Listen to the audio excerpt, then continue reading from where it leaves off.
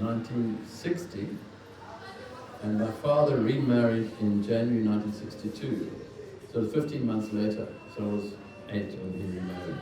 Yeah. And you inherited this, you acquired this large family, and grew up with all these other children. And I'm still trying to get my head around 14 children in a family. I mean, the nearest I know are my friends, the Cornells, who have 8, which I thought was enough. But you seemed, what I'm intrigued by is you seem to have a really warm relationship with all your step-siblings and your stepmother. And did that serve as some kind of protective measure for you getting through that difficult part of your life as a haemophiliac?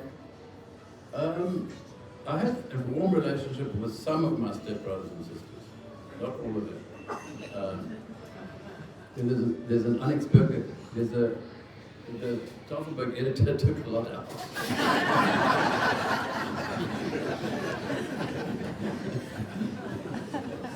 I'll leave it at that. So I'm going to go back to the health issues in a moment. But I think that, what you were known for publicly was you decided to study law instead of medicine. You said by the time you got to university you'd had enough of hospitals and the inside of hospitals. And you began to study law. And your first job after that was, if I'm right, you went to work to pay off a bursary in the tax court in Pretoria. And then worked at a law office and then got into environmental law.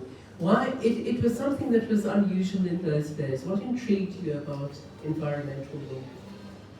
Well, that's quite a big question to answer. So, I had to work for the government to work off a civil service bursary. And at that time I was leading a kind of dual life because I was in this conservative atmosphere during work, and then at lunchtime I'd go and meet all these journalists who were then all reporting on it. So they were like my friends, but then I was leading this double life. But to come to your question, I wasn't happy working as a tax lawyer. I was just, and I didn't plan to become an environmental lawyer. I eventually went back to Cape Town and I thought, before I work, I'll go back and work in a law firm. But before I do that, I'll do something out of interest. And some of my colleagues, not lawyers, at UCT, when I was a student, someone on me here, Guy Preston was one of them, they had done this master's course in environmental studies under Professor Richard Fugel, who was then the doyen of environmental management in South Africa, which was just taking off. And I thought, well, this looks like I spoke to Guy and I spoke to a few other people. And I thought, oh, I'll do this as a fun course. Just take like a gap year and do a course in environmental studies. And I loved it. I loved going on the field trips, learning about the geology of the Cape, the Western Cape, the fynbos, the species. I absolutely loved it. After working in a tax office, it was wonderful. But in those days, there was no environmental law. But I was so fortunate, and a lot of my life, I've just been lucky to be at the right place at the right time. There was a job advertised in marine law. And marine law is international law of the sea, which wasn't really my field at all, and not that interesting. It's, the oceans and so on. But the professor I learned was going to do that part, the international law of the sea, but he wanted somebody to complement that with coastal zone law, to the South African law, not the international law. And I realized that what he wanted was someone to teach coastal law, and that was really environmental law of the coast. And again, it was just a post that was advertised towards the end of my doing the master's degree, and I was very lucky to be accepted. Dennis Davis walked past me. He was on the selection committee, and he said, "You're coming second." It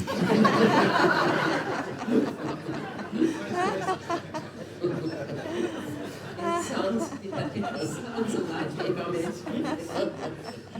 But in a sense, it was something before its time, because now it's, it's kind of critical not only in South Africa but worldwide, and that struggle is still far from complete. I mean, and remarkably, you played a part in getting environmental law clauses or environmental rights clauses into both the Namibian and the South African constitution. What exactly did those specify? What rights, is it a right for human beings in the environment or a right for the environment in and of itself? Can I just go one step back before I answer that? Something you alluded to, I don't know where there was no environmental law in South Africa. I don't know where this came from, but during one of my holidays from Pretoria, I went to the Transkei and I met one of my colleagues just there as well, just by accident, Neil Ackerman, the late Neil Ackerman. And he said, are you happy doing that? I said, no, I'm not. He said, what would you like to do? And for some reason, and I don't know where it came from, I just said, I'd like to write a book on environmental law. I don't know, I knew that your environmental law in other countries, and that there was nothing here. And that then led me to become interested in it. But to come to your question, what is those rights? There's a difference between the Namibian one and the South African one, but I'll explain the South African one because it's more pertinent to us, of course. There was a big debate at the time when we were formulating the Bill of Rights in the Constitution as to the nature of rights generally. There's the traditional rights are the civil and political rights, which requires the state to step back and not interfere with your right to vote, with your right to have meetings, etc. And then there's this whole debate, should a constitution include socioeconomic rights, the right to education, the right to health care, and so on. And then I learned that in India they had those right to environment and so on in other countries.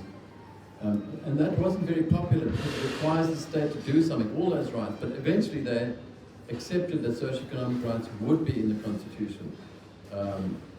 And so the right to an environment is to a healthy, the right to an environment which is conducive to health and well-being.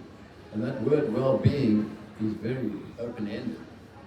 But it is there, and judges have used it to justify certain, when there's cases that are on the edge, as it were, this way, they have used the environmental right to justify coming in favour of the environment. As you know, there's now a lot of NGOs fighting for environmental causes, etc.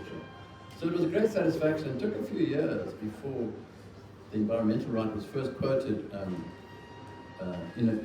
the Supreme Court of Appeal. But that happened eventually, and now it's used quite often. But generally not to justify that decision, but to support the decision for other reasons. So it's what's the word? Justiciable, yeah. Which is unusual in, I would think in many countries you don't have such a right. Yeah, but what's happened now is there's a whole movement to give non-human entities rights. So in New Zealand, rivers have a right to exist.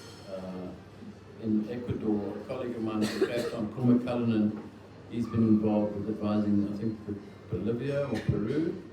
They've got the right, Mother Earth has a right. So at the moment, in South Africa, we represent the environment, but it's that, and animals as well. Now it's now a movement, but it's not in the Constitution, that animals will have rights to things, to be represented to carry on living. But that's not in the Constitution. But philosophers are writing about that sort of thing. It'd be very interesting when, in fact, when he came in, Guy Preston, we had a brief chat about the Brazilian elections, and if Bolsonaro does win against initial expectations, what rights does the Amazon have? Because that's been, seriously undermined under his regime. So in Brazil, the Amazon won't have any rights, but in New Zealand, rivers have rights. They can be represented to carry on existence. Jan, let me go back, let me return to the health issues, because you lived through the prism of your health and having haemophilia, you lived through a very tumultuous political time as well. Yeah. Because for those who don't know the story, if I can just compress it and you can speak more about it, Jan needed very blood transfusions, right, at particular times, and through one in the United Kingdom was infected with HIV/AIDS, and that was in 1985, right? At a time when the stigma around HIV/AIDS was huge, and there wasn't really a kind of a foreseeable cure or amelioration at that stage. And you speak about that stigma and how long it took you to tell people that you were infected. Just tell us a little bit about how you felt about that and why you felt that way in the late 80s and early 90s. Well, it's difficult to explain, but attitudes in the 80s were, I was diagnosed in 1985. It was such a new and mysterious illness. It wasn't spoken about. People recoiled from it when they're kind of in conversation. I don't know, it's like, if I disclose somebody to somebody that I was HIV positive, the word then was, I have AIDS, or there wasn't a distinction. It's like telling somebody you're a leper or something. That's how I felt. And also I felt incredibly lonely. I mean, I'm not gay, so the gay people were obviously very infected, but I didn't feel part of that group. There were hemophiliacs who were infected as well. So all I can say, it was a very difficult time for me to navigate that, being HIV positive for a long time. It took me years to come out slowly, and eventually a journalist wrote a story in the Cape Times about it. Melanie Gosling, an environmental reporter. She said, I want the story when you come out. Yeah.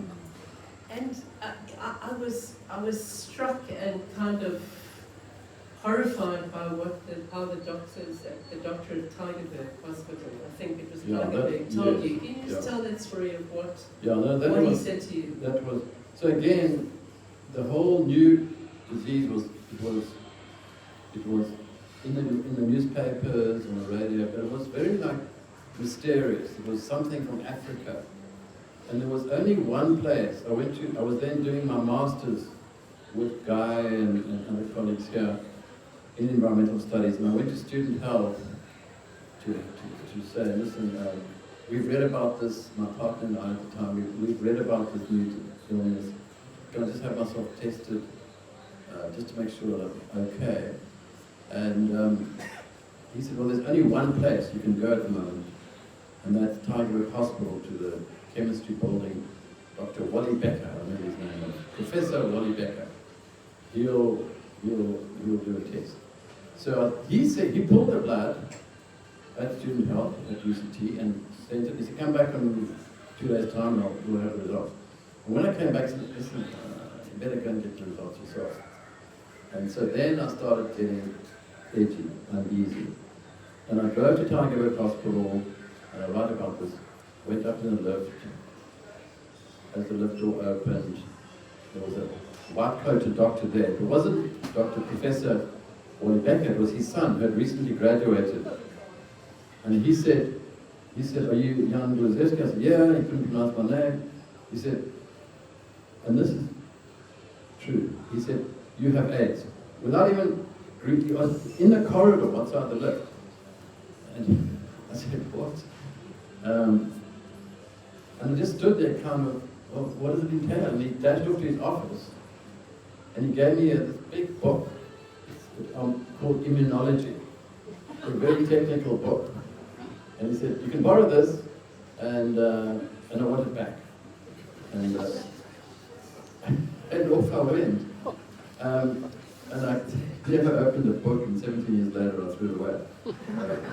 But relevant to the question as well, there was a lot of consternation in the blood transfusion service of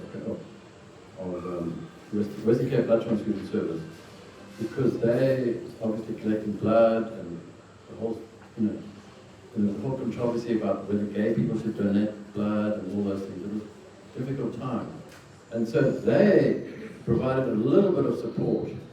But I remember they said, look, we don't provide any support, but go to GASA, Gay Association of South Africa, which I didn't know much about at all. And I remember thinking, okay, I'll go and get some support. But I was actually quite terrified because I thought I'd get hit on or something. But actually, it was fine. There was a counsellor there, and I had a few sessions and so on. Yeah. I just find it extraordinary the way they told you. And was he the same person who asked you how old you were and then calculated you had 4 years? Oh no, there was another doctor. Yeah. So a few years later, I sort of coming to terms with it, but I was obviously in a mental kind of turmoil, and this doctor, he was heading up a new HIV unit at Glazewski Hospital. I confronted him in the corridor and I said, hey, we knew each other from a committee we sat on. I said, how long do I have to live? He said, how old are you? And I told him. He said, statistically 4 years. So I said, thank you. And then he said, and younger people are expected to live longer. I was then staying with a hemophiliac friend from Johannesburg who was working in Cape Town. He was also HIV positive, and we were kind of in the same boat. He shared my house, and he then died.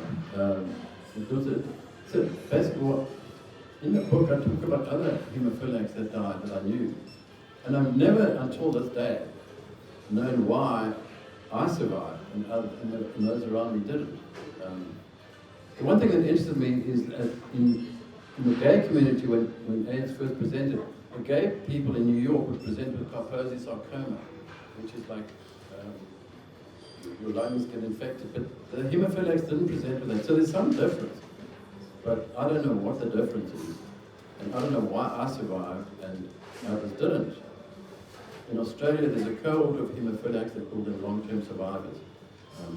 I don't know of any in South Africa at the moment, but I do know about 5 or 6 who died. Well, I mean, perhaps you, because the guy who told you 4 years was 35 years ago or something like that. So. But let me ask you then, it's not really in your book except tangentially, but a political question. So all of this was happening in the late 80s and early 90s, and I think it was the latter part of the 90s when there was a lot of political dispute and contestation over the AIDS question, with Mbeki and his leadership, and basically, maybe denialism is a strong word, but certainly an avoidance of the issue. Yeah. And it took people like Edwin Cameron, who was really courageous in basically, and Zaki Ahmad, in speaking about it to change the tide of things. What were your thoughts at the time about the politics around AIDS? Well, obviously I was aghast about Mbeki's his attitude, and both Zaki and Edwin, they were real role models for me because I knew them personally. Who used to speak about it, and Edwin in particular, when he gave that speech in 2000. Now he's this constitutional judge. In 2000 there was the World AIDS Conference in Durban, and he stood up there on stage talking about living with HIV, and Nkosi Johnson, who was this young boy with HIV, he was there, and Thabo Mbeki walked out. And about a month later, through the law faculty, whatever, I bumped into Edwin and I said, I thought it was amazing what you did. And what it was interesting what he said, for me he was this giant, intellectual giant, constitutional court judge. He said, Jan, I felt so vulnerable up there on that stage. And that, to me, echoed what I felt. I didn't want to go that public, although I did later. Did he know about your situation? Oh yeah, and so did Zaki, yeah. No, it was an extraordinary time, and in the midst of all of this, you had to have various operations to fuse your ankle and your elbows, and there was a doctor again who treated you with a lot of suspicion when you had to operate on you. Yeah. So just tell us about that. So with hemophilia, you get internal bleeding in your hand, in your joints, and my ankles and my knees were replaced. But at one point, my ankle was so sore that I needed to to have that fused. In those days, it was in about 2002. There was no ankle replacement, they would do a fusion. And this doctor down the road here at Claremont Hospital, he looked at me, I told him that I'm HIV positive. He said, no, I can't do it. I said, wear gloves, man. He said, no, it's not me I'm worried about. It's my staff. So I thought for a minute and I said, okay. And luckily, my sister Christine is here, has a friend, and I'm also her friend Colleen, who was a nursing theatre sister. She's here. And she's here somewhere. And I went home and I phoned Colleen and said, would you be happy to? She was just coincidentally a theatre sister at, she said, yeah, I'm happy to be here. So I went back to the doctor and said, listen, I've got a staff member who's happy to be. She was exactly doing that, she was the theatre sister. So she was, thank you, Colleen. Well, thank you. And ironically, this is irony, I was supposed to have 4 years to live. Ironically, that surgeon he was young, he was 50. He had a brain tumor and he died on the spot about 2 or 3 years later, so you just never know. Exactly. I mean, I suppose that's the point. But as I said, this book is very layered, and it has a lot of different stories. So I'm going to go to the part about Poland now, and I have tried to practice the pronunciation of some of the things, but Jan will correct me. So when you got compensation from the UK government for being infected with this HIV positive blood, and with the compensation you buy a flat in Poland, and it becomes your first step towards really a kind of new link to the country. And you first go to Lvov, which is now Lviv in western Ukraine, in 2004. But then it was part of Poland, right? In 2004. No, it was part of... Let me explain. So my father and my grandfather grew up in, it was then Polish, Lvov, before World War II.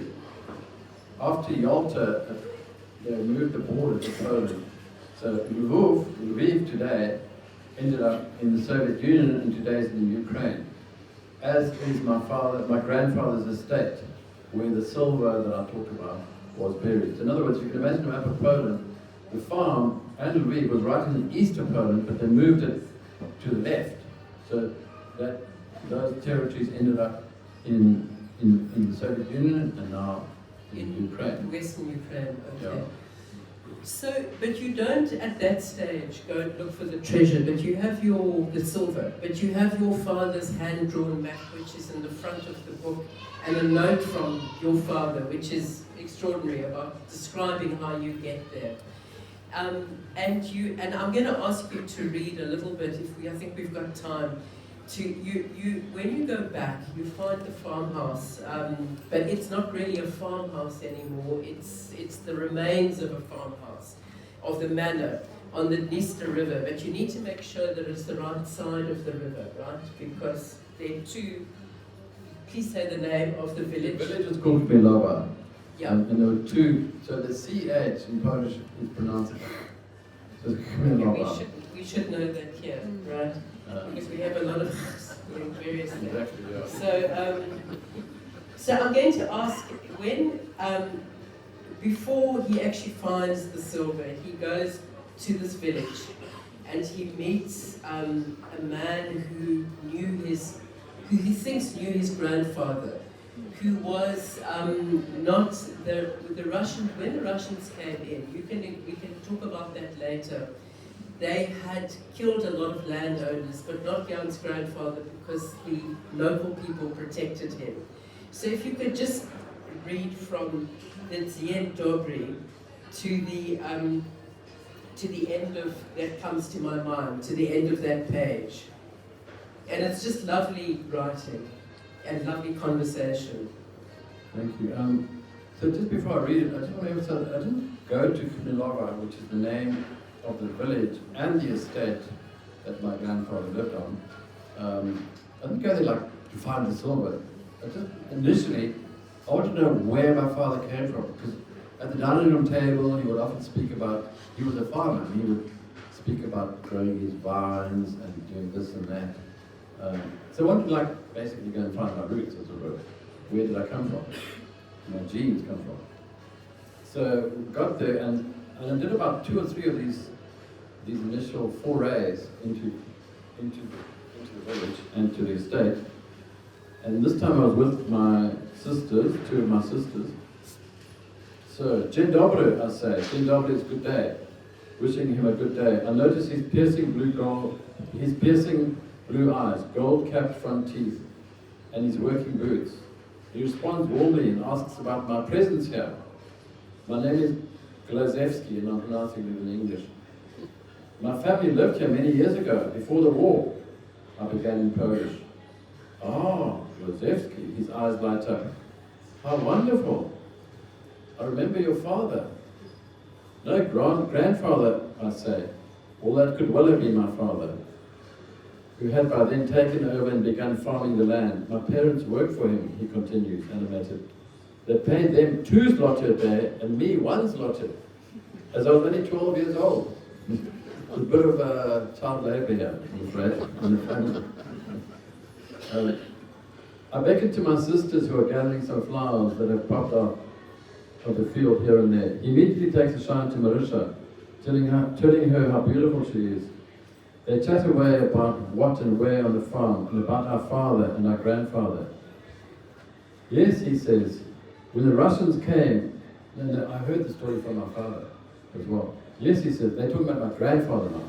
Yes, he says, when the Russians came, they wanted to kill your grandfather. But my parents and the other workers said, no, let him be, he's a good man. They flattened the house, saying it was a symbol of capitalism. This was done to all the manor houses in the district.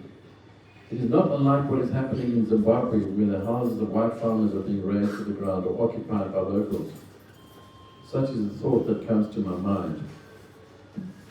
So, it must have been. We'll go back if we've got time. I'm just worried because I want to get to your return trip, which is when you go back in 21. You must have gone back obviously before then, but you have this incredibly fortuitous meeting with an author from the same village, Alina, who agrees to go with you on your return trip in 2019. And you have, she comes with you and you meet a geologist who helps you with the metal detector. They go with the metal detector to find this treasure, and it seems a slightly kind of grumpy Ukrainian man called Vladimir, right, who helps you, sort of, in the beginning. But you talk about, I want you to read this part. So this is at the page 168. There are many complications in the search, I must tell you, just to preface. The map is very old, the manor house is no longer there.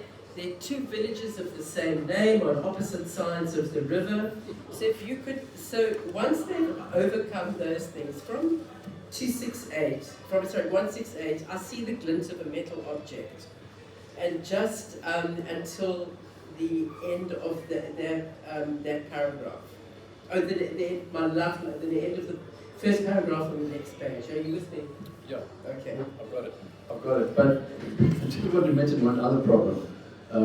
My father's map had a dotted line, and it's about walk towards the forest over this cultivated field.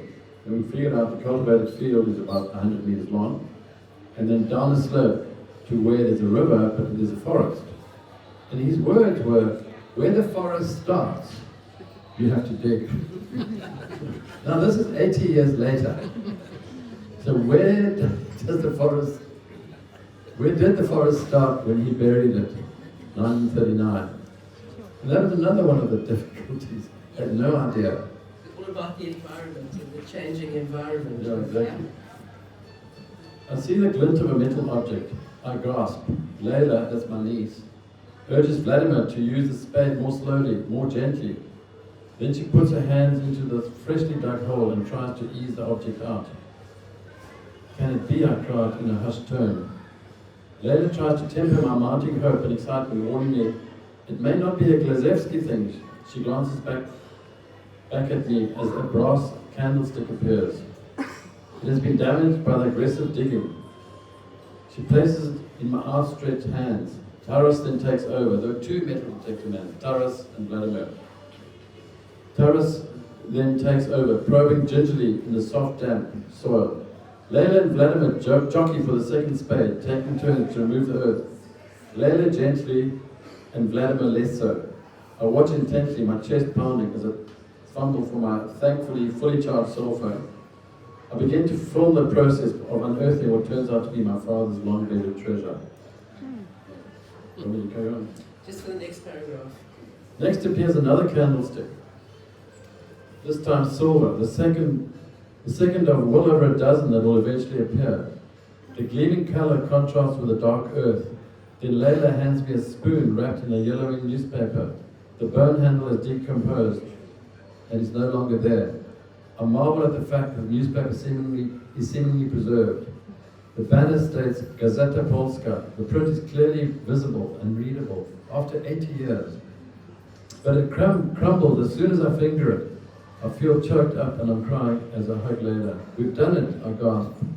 You must find our silver and my hunting guns. Those were my father's directions. It was the last sentence of my father's typed instructions. I never really believed it was possible. There's something deep inside me always said I should try. A lifelong dream has been achieved.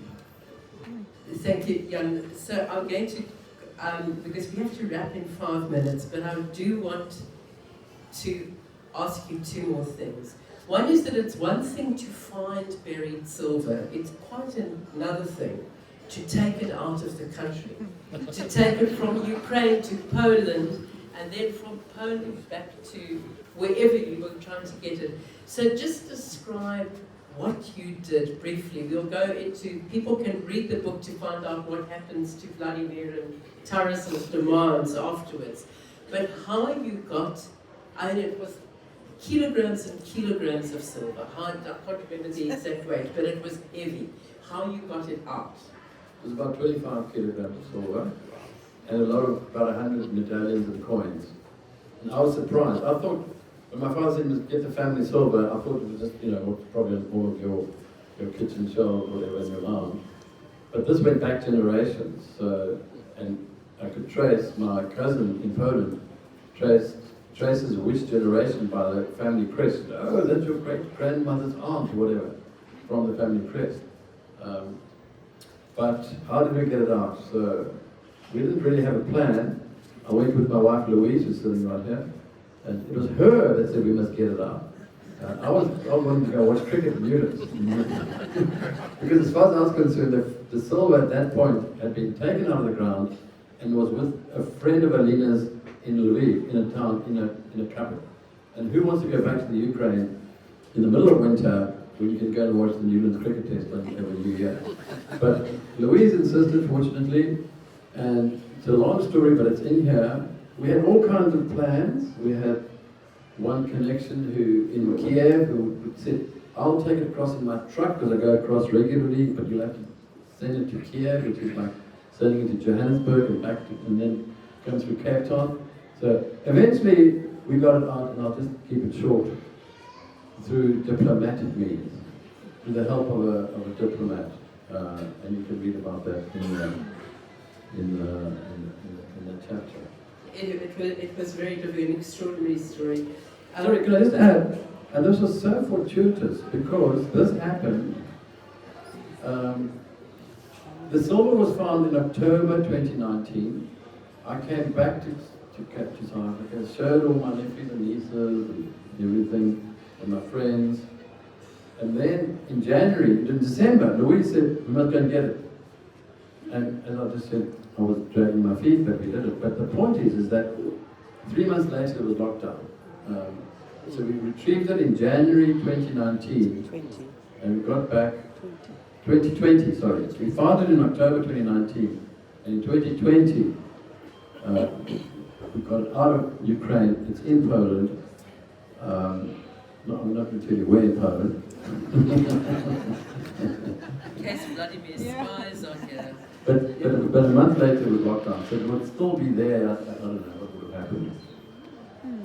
There are just two things, then I'll open up two short things. One is that your niece, who's not here, Layla, who's written this very beautiful epilogue, you also described meeting a woman in her 90s, your grandfather in the village.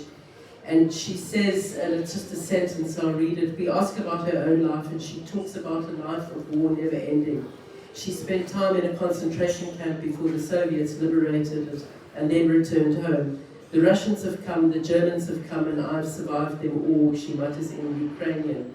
Now, there's been a kind of a return of history in an extraordinary way to the region. I mean, that town where your family was from has been the target of missile strikes in the latest war of whatever we call it, a military operation or an invasion of the Ukraine by the Russians.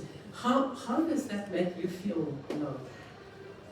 Well, it's just amazing how history is repeating itself. Because my father wrote a 20-page memoir of the day he left Poland to the day he arrived in Durban, Russia.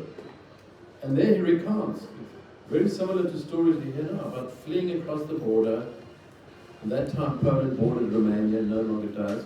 But his journey down through Romania with my mother down to the Far East. So it's just history repeating itself in many ways, in the same sort of travails that he recounts, we hear about on BBC. No. And lastly, and I'm going to open it up, I mean, it was an incredibly fraught and exciting trip, but why did you feel the need to go and retrieve? So what was it about your grandfather, your father, your family's roots in this village? What drove you? Oh, that's a difficult question. But it's got to do with my father's instructions, which he typed on his body typewriter, but the last sentence, it's got to do with my relationship with my father. The last sentence said, you must find our silver and my hunting guns. And for some reason, when I read that the first time, I just wailed. I just really let out this wail from the bottom of my stomach. I said, oh gosh. And I thought about it, and I think it's to do with my relationship with my father, where we didn't have a close relationship in the sense that he went out and flew kites with us or anything. He was quite distant because A, I was a light Lamaki, but B, we had this huge family, so he couldn't really have a special relationship with me and not my stepbrothers, etc. So we were quite distant, and I think this was a way of trying to get his approval, although he passed away 4 or 5 years after he gave me the map. Thank you very much, Jan, and really congratulations on a wonderful book. Let me open for questions now. And there is a roving mic. Thank you so much, Papa. And while you're sort of gathering yourselves and thinking of your question, I'd just like to say, Linda and Exclusive Books ordered enough books for 60 RSVPs, and I think it's more than double. The turnout's more than double. So there's going to be a scramble for books, and we will sell out. What Linda and her team are going to do behind the desk is you can place an order, and we will order up and get Jan to sign those books as well. So please don't hold back. And then also at the end of the questions, Jean is going to shepherd Jan to the table so that he can sign there. So if you could just let them through before he starts signing, that would be great. Questions? Jan, I remember you as an extraordinarily shabby lecturer. Thanks. And you're also a very good one.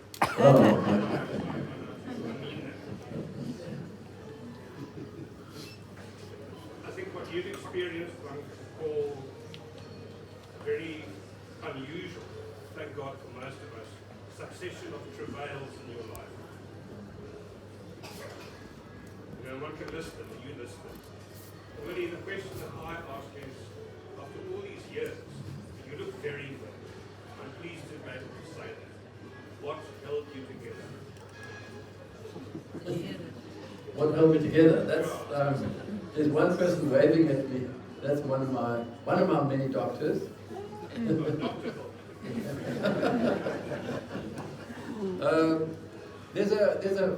There's a multiplicity of things, I think. What helped me a lot was therapy, psychotherapy, not psychiatrist, not pills, but talking a lot. And in fact, writing.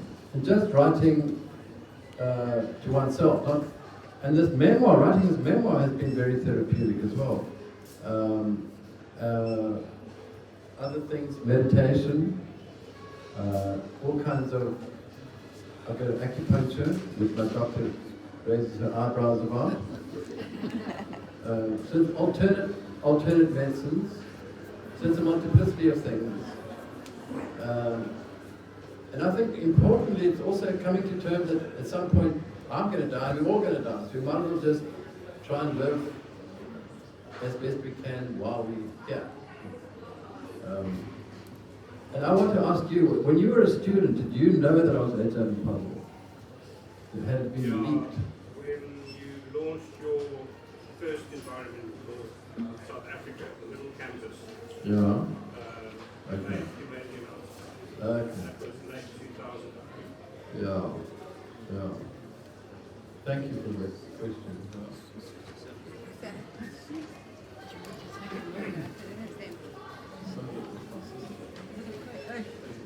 She's waving.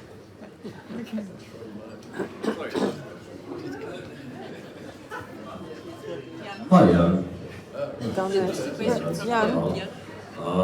Just a curious question.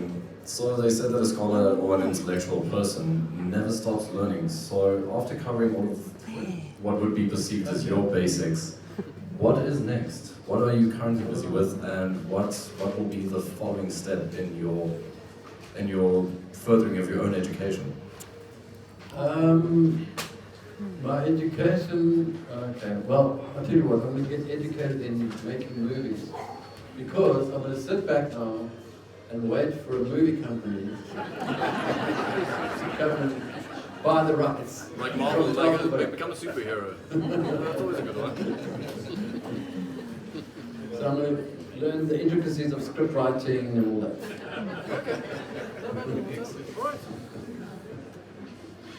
There was some interest, wasn't there, Jan, in a movie?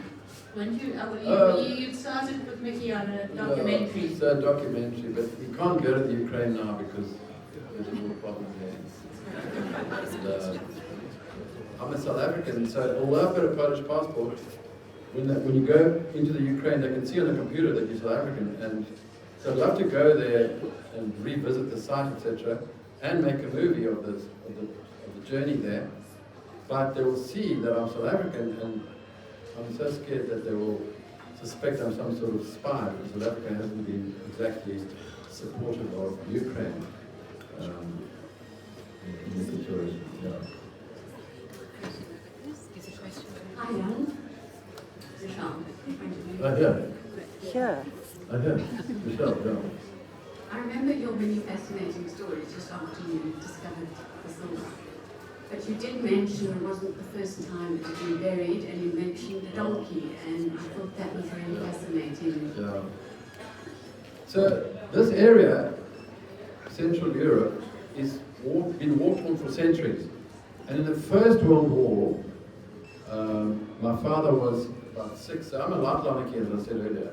The Germans came, they were approaching, and my grandfather buried the silver at the First World War in the garden, but also killed a donkey and put it on top. So when the Germans arrived and said, "What's going on here? Where's the silver? Whatever, nothing here. What's going on here with this freshly dug earth?" No, there's a dead donkey. So they dug and they found a dead donkey, but meantime the silver was underneath. And that is why this time they took it 100 meters away in the forest.